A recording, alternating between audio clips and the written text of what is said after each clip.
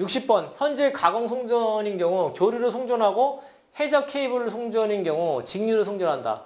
직류 송전과 비교했을 때 교류 송전의 장점으로 옳은 것을 모두 고르면 교류 송전의 장점이죠.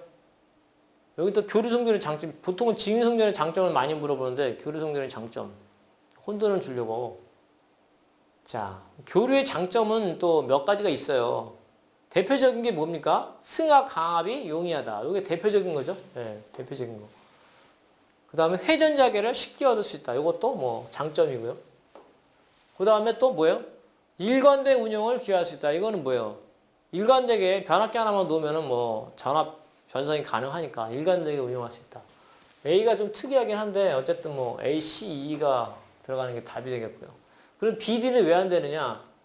리액턴스와 위성학을 고려하지 않아도 되게 안정도가 좋다. 이거는 직류 얘기죠. 예, 그 다음에 주파수가 다른 교류계통과 연계가 가능하다. 이것도 마찬가지로 예, 백투백 직류 설비를 의미하는 겁니다. 직류 송전. 백투백. 우리가 보통 HVDC를 사용하는 목적이 예, 보통 이제 세 가지 정도가 되는데요. 예, 전압형, 전류형, 백투백. 예. 물론 백투백도 뭐 전류형으로 설치하든 전압형으로 설치하든 뭐 백투백은 뭐냐면 그냥 전력 교류하고 직류하고 변성만 하는 거예요. 예.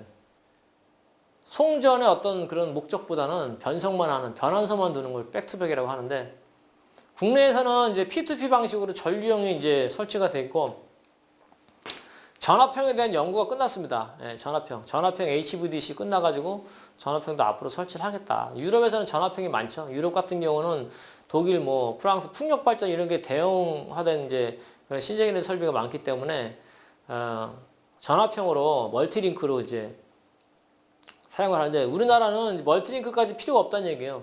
그냥 뭐 멀리 보내면 되더라. 제주도까지 그냥 보내면 된다. 그러니까 P2P로 예, 전류형으로 지금 두 군데 지금 설치가 돼 있죠. 예. 또 뭐 세 군데 설치하겠다, 한 군데 더 설치하겠다, 뭐 그러고 있는 상황이고. 그 다음에 북송 전력에 대한 어떤 조류의 한계 때문에 지금 이제 765 안 되고요. 345 지중화 안 되고. 345 지중화는 20km 이상 되면은 커피선스가 너무 증가해, 정전용이 증가해서 설치할 수가 없어요. 그러니까 대안이 없는 거예요. 팩스 설비도 예, 가격 대비 성능이 떨어져요. HVDC가 제일 좋더라. HVDC로 지금 결론이 난 겁니다. HVDC가 시험에 예, 자주 나와야 되는 거죠. 예, 자주 또 나오는 추세고요. 자, 직류송전과 교류송전의 장점과 단점 그거 말고도 여러 가지가 있습니다. 지금 직류송전의 장점은 설치 면적이 축소가 돼요. 일단 절연해서 유리하기 때문에 교류는 지금 시료값과 최대값이 루트 2배만큼 차이가 되니까 우리가 시료값으로 뭐 765다 그러면 절연 레벨은 거기다 루트 2를 곱해야 되는 거죠. 근데 이제 직류는 뭐 루트 2를 곱할 필요가 없으니까 지지물의 이제 크기를 줄일 수 있는 겁니다. 리액턴스에 대한 전압강화 없고 송전 효율이 우수하고 안정도 교류 안정도에 개념이 없다고 그랬습니다. 도체 이용률이 높고 표피 효과가 없잖아요.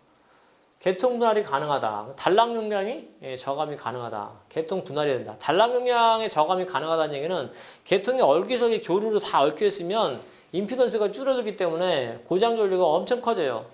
그래서 1호사 차단기가 고장 용량이 초과되는 것이 많아가지고 과거에 승합을 다 해야 되는 상황이고 또는 뭐 차단기 용량 교체를 하고 뭐 그런 어려움들이 많이 있었어요. 선로가 점점 더 많이 사용이 된다는 얘기죠. 개통 분할이 가능해요. 지금 직류는 그런 이제 교류 어떤 개통을 나눌 수 있다는 얘기. 분할한다는 거는 광역 개통의 연계에 유리하다. 자, 그 다음에 그럼 직류송전의 단점은 뭘까요? 단점. 변환 장치가 필요하다. 고전압 대전류 차단이 어렵다. 왜 어렵냐? 교류는 0점이 있죠. 0점. 중간에 0점이 있어요. 0점에서 차단하는데 직류는 0점이 없어요. 직류는 0점이 없기 때문에 이런 상태에서 차단은 못해요. 차단하면은 그 아크 힘이 엄청나게 셉니다. 아크의 힘이 엄청 세요. 차단기를 이렇게 열 수가 없다는 얘기예요. 너무 힘이 세서 아크 힘이 세서. 그래서 임의적으로 직류를 이렇게 요동을 치게 만들어 가지고 0점을 교차하게끔 만들어요. 회로적으로. 그래서 그런 방법들의 이제 차단기를 쓰는데, 우리가 전류형 같은 경우는 이제 그런 직류 차단기가 필요가 없어요. 교류에서 다 지금 교류에서 다 하고 하기 때문에. 근데 멀티링크로 가지는 이제 전압형은 멀티링크로 하기 때문에 이게 복잡해요. 그래서 빨리 이게 차단이 안 되면은 고장이 확대될 위험이 높기 때문에 전압형, 그러니까 직류 차단기가 전압형은 직류 차단기가 반드시 필요하다는 얘기입니다. 그 다음에 변압이 어려워요. 변압을 직류에서 못하죠. 교류를 바꾼 다음에 변압하기 때문에 변환소가 필요한 부분이고, 건설비도 뭐 전력전자 장비를 어마어마한 장비들이 들어가죠. 그래서 건설비 부담이 있고, 그래서 이제 브레이크 이븐 포인트란 건 뭐냐면, 브레이크 이븐 포인트, 이거는 이제 설계적인 개념에서 항상 존재하는 거예요. 우리가 어떤 이제 목적 대상물의 값어치를 높게 하기 위해서, 그러면 어떤 시스템을 쓸 것인가? 이 시스템을 쓰면 장거리일 때는 유리한데 단거리일 때는 불리하다. 그게 바로 이제 브레이크 이븐 포인트가 되는 거죠. 그림으로 표현하면 뭐 이런 겁니다.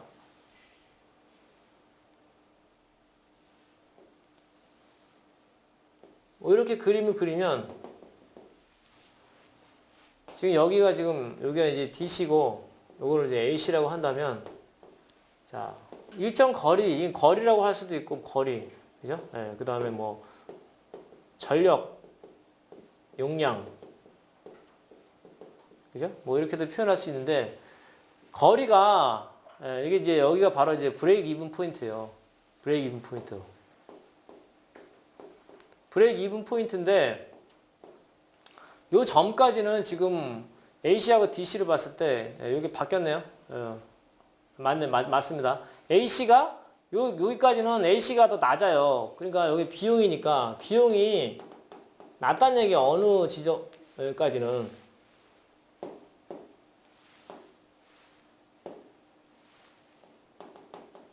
그 지점이 바로 브레이크 이븐 포인트라는 얘기죠. 브레이크 이븐 포인트를 넘어가서는 지금 DC가 AC보다 비용이 떨어지죠. 점점 거리가 점점 증가할수록 AC하고 DC의 격차가 커지더라. 그 얘기를 하는 겁니다. 그래서 건설비 부담이 브레이크 이븐 포인트 이전까지는 좀 부담이 되더라. 하지만 브레이크 이븐 포인트를 넘어가면 비용이 줄어든다. 또 전력용량도 마찬가지예요. 우리가 일정 수준의 전력 용량을 보낼 때 소규모 용량이면은 AC가 경제적으로 유리한데, 그 이상의 많은 양을 보낼 때는 DC가 더 훨씬 유리하더라. 그 얘기를 하는 겁니다. 그 다음에 단점은 또 회전자계를 얻을 수가 없어. 그러니까 브레이크 이븐 포인트라는 얘기는 장점과 단점이 다 있는 거죠. 단거리에서는 단점이 되는데 장거리에서는 장점이 된다. 그 얘기입니다. 회전자계를 얻을 수 없다. 이게 직류니까 회전자계를 얻을 수가 없죠. 회전자계 얻으려면 다시 교류를 변환해야 되고. 고조파. 변환소에서 고조파가 많이 발생해요. 특히 전류용 같은 경우는 사이리스터 유상 제어를 하기 때문에 고조파가 많이 발생해서 조상 설비가 엄청 많이 필요해요. 콘덴서, 리액터 엄청 많이 필요하다는 얘기예요. 고조파가 또 많이 발생해요. 그 6펄스 변조를 6펄스로 우리가 유상을 6펄스로 이제 제어를 하게 되면 5고조파가 나오는데 12펄스로 바꾸면은 좋은데 그러면 또 24펄스로 하면 더 고조파가 더 줄어들겠죠. 근데 이제 비용이 많이 드니까, 과거에 우리가 인버터도 6펄스짜리가 많았죠. 고조파가 엄청 많이 나왔어요. 지금은 이제 12펄스, 24펄스 쓰니까 고조파가 많이 줄었죠. 어쨌든 간에 이런 이제 인버터를 쓰기 때문에 고조파가 발생이 된다. 그런 얘기입니다. 그 다음에 교류 송전은, 이 문제가 이제 교류 송전에 대한 문제인데, 변압이 쉬운 것이 장점이 되겠죠. 회전자계를 쉽게 얻을 수 있다. 그리고 일관된 운용이 가능하다. 좀 애매하긴 합니다. 일관된 운용이라는 게 좀 애매하긴 하지만, 어쨌든 변압기 한 대만 놓고서 승합, 강압이 가능하고, 그죠? 그 다음에 또 그동안에 해왔던 기술들이 축적이 돼 있으니까 그렇게 어렵지가 않더라. 그런 얘기예요. 교류송전 자체는 뭐 전통적인 방식이기 때문에 그런 것들이 장점이다. 단점, 이런 교류송전의 단점 때문에 직류송전이 등장을 했겠죠. 안정도에서 불리하고, 무유전력 손실이 발생하고, 그 다음에 대규모 개통 연계가 어렵고, 특히 이제 무전력 손실 이런 것들도 많이 문제가 됩니다. 장거리 송전할 때는 무전력 손실 때문에 전압 안정도가 많이 떨어져요. 이런 것들도 문제예요. 표피효과 등 이런 거 표피효과. 표피효과는 가공 송전에서는 별로 고려되지 않아요. 왜냐하면 표피효과가 우리가 저주파를 쓰기 때문에 60Hz에서는 그렇게 많이 영향을 받지 않아요. 여러분들 시험에서는 자주 나오지만 실제로 표피효과는 이제 고주파를 사용하는데 통신선로 이런 데서 이제 영향을 많이 받는데 전기에서도 이제 얘기를 할 수 있는 부분은 지중선로. 지중선로는 보통 1000스퀘어 이상짜리 많습니다. 2500스퀘어. 그런 이제 이 다이수가 커지면, 그러니까 케이블의 굵기가 굵어지면 1000스퀘어 이상에서는 표피효과를 고려합니다. 실제로 표피효과 때문에 손실이 많이 발생을 하기 때문에 전력을 전송할 수 없는 거예요. 그래서 지중선로에서는 표피효과를 고려하는데 가공선로는 고려하지 않는다. 그리고 용량 제한. 교류 송전의 이제 가장 큰 한계죠. 용량 제한. 용량 제한. 용량 제한 때문에 승합을 해가지고 765로 보내야 되는데 지금 765로 보내다가 데모하고 이제 님비 현상 때문에 지금 765 선로를 구축을 할 수가 없어요. 345도 마찬가지예요. 765가 그렇다 보니까 345도 여파를 받아서 345 가공 선로도 어려워요. 구축하기가. 지중으로 해야 되는데 또 지중으로 하려니 정전 용량이 증가해서 장거리 송전을 못하는 이제 그런 상황이 된 거죠. 그래서 HVDC를 지금 하고 있고 HVDC에 관한 문제는 낼 만한 문제들이 엄청 많은데 전문가분이 만약에 시험위원으로 들어가시면 이제 이런 문제를 내겠죠. 그래서 HVDC에 대한 부분들은 여러분들 특히 이제 전력회사에 들어가시는 분들은 좀 공부를 하시고 면접이나 이런 쪽에서 많이 물어볼 수 있습니다. 공부를 하셔야 돼요.